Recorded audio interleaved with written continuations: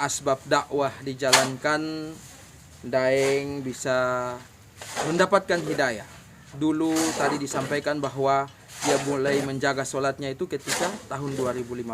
Sementara umurnya sudah 57 tahun. Masya Allah, berapa banyak waktu yang telah dilaluinya tanpa melaksanakan sholat.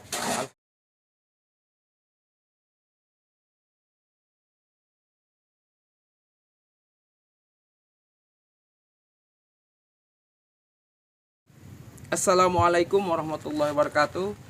Alhamdulillahirrabbilalamin.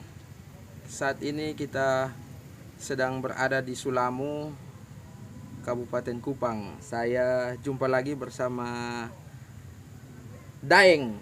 Masya Allah, ini teman kita ini luar biasa ini. Masya Allah, namanya Daeng ya. Nama lengkapnya siapa? Samsir Daeng Baso. Samsir Daeng Baso, Masya Allah. Dari mana nih asalnya? Dari Bone. Bone, Makassar. Iya. Masya Allah. Masya Allah, dari Makassar ya. Iya.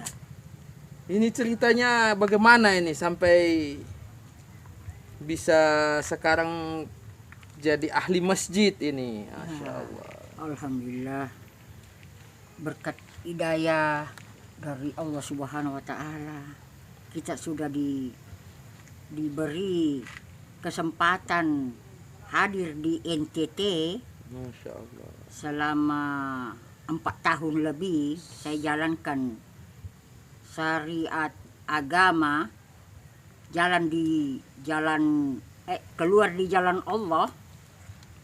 Alhamdulillah, saya ini sangat bersyukur karena umur saya ini semakin pendek. Sekarang berapa umurnya nih Daeng nih? Sekitar 57. 57 tahun. Masya Allah, 57 Ya, tahun. alhamdulillah, artinya kita ini sudah diberi bonus.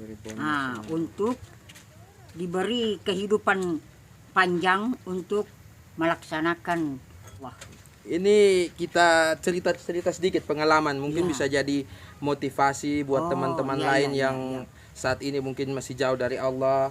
Ini kira-kira Daeng ini mulai istiqomah jaga sholat ini kapan ini? Sekitar sudah berapa lama ini? kalau belum saya lupa, masih ingat yang masa-masa lalu, kira-kira tahun-tahun 2015 mulai mulai saya itu, artinya saya dapat hidayah. Saya tahu itu tentang agama.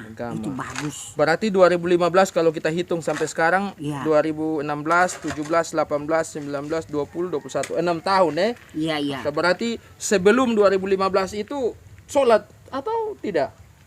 Saya belum mengenal Allah. Astagfirullah. Tapi Islam. Islam. Masya Allah. Itu. Hadirin. Jadi sewaktu saat ada ustaz datangi saya. Itu di mana itu? Didatangi itu? Di Bone. Di Bone. Waktu itu Daeng lagi buat apa? Artinya kita biasa turun di laut juga. Di laut. Sibuk tentang dunia. Cari dunia, bekerja untuk dunia, tapi tidak pernah sholat. Tidak pernah buat siap bekal untuk kehidupan akhirat. Tidak, kita belum tahu itu. Oh, jadi awal ceritanya Didatangi oleh ustaz. 3 orang. Tapi kita ini namanya kita belum tahu bilang tentang agama atau agama apa kok, yang mana yang baik, yang mana kita pilih. Itu istilahnya acu-acu. Kita belum tahu. Jadi datang ke Daeng, ajak begitu. Ajak begitu. Ketiga kalinya itu saya diajak. Baru mau. Pertama, kedua tidak mau ikut. Tidak mau Masya ikut. Allah. Jadi ketiga kali datang ke Daeng baru nanti ajak. dia berbicara tentang neraka dan surga itu dia pilihkan antara satunya. Dia bilang, Baru tersentuh hatinya ya. Dia bilang, Daeng, kalau bisa kita ke masjid, artinya sholat berjamaah. Itu lebih bagus daripada di rumah. Kalau bisa Daeng, saya harap sekarang kita jalan ke masjid. Langsung ikut. Langsung. Masya Allah. Alhamdulillah ya Allah. Alhamdulillah. Mengenal Engkau ya Allah.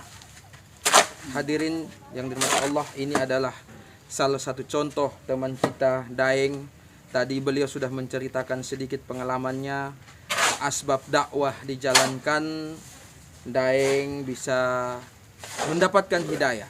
Dulu tadi disampaikan bahwa dia mulai menjaga sholatnya itu ketika tahun 2015.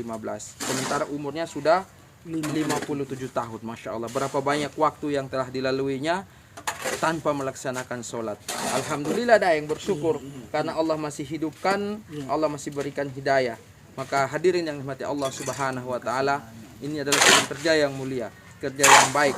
Bagaimana kalau kita sudah bisa melaksanakan perintah Allah, kita juga harus fikirkan bagaimana teman-teman kita, saudara kita, sesama muslim yang hari ini mereka masih sibuk dengan urusan dunia dan tidak melaksanakan perintah Allah Subhanahu wa taala.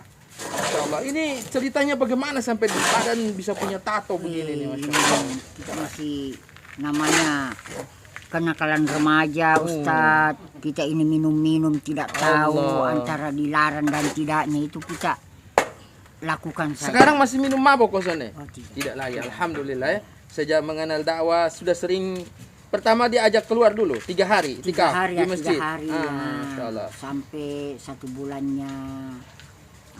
Masya Allah. Alhamdulillah saya ini berterima kasih kepada Yang Maha Kuasa. Jadi ini buat tato waktu masih muda. Masih muda ini. Masih muda, Masya Allah. Ini Berarti 89 mungkin ini, nakal. 89. Oh, tahun 89 buat tato.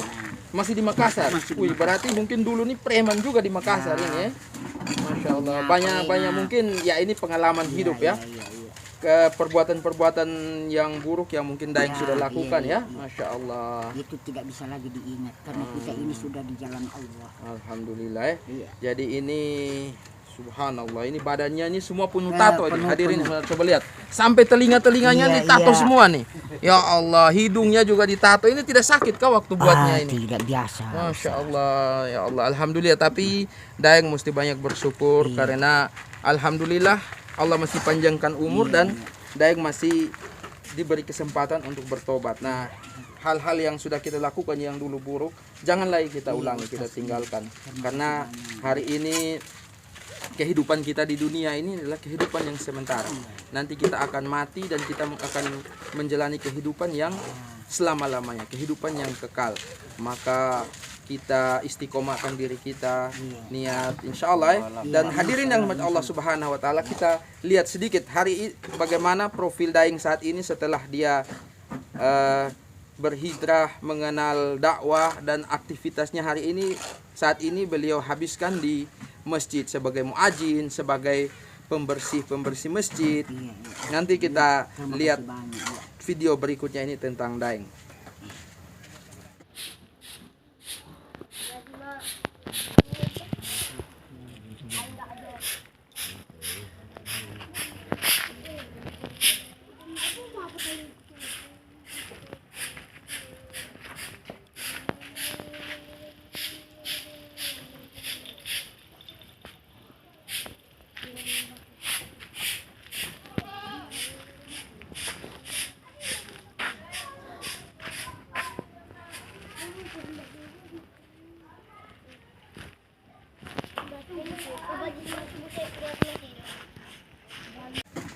Insya Allah, alhamdulillah.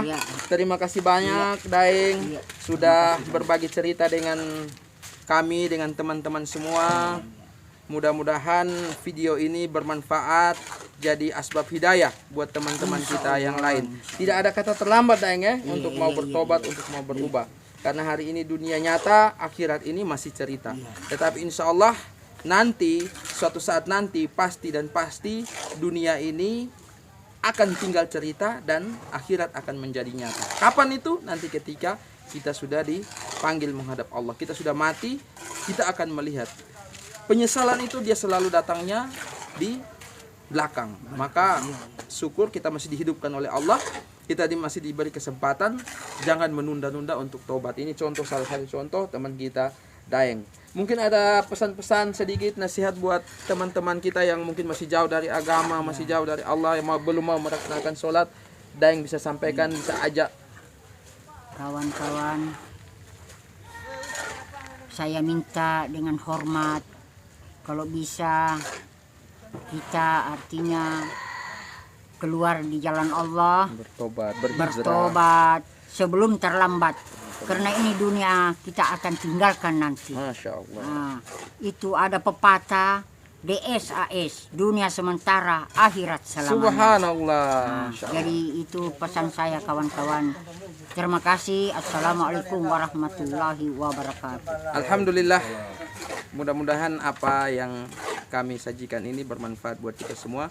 Jadi asbab hidayah seluruh alam. Assalamualaikum warahmatullahi wabarakatuh.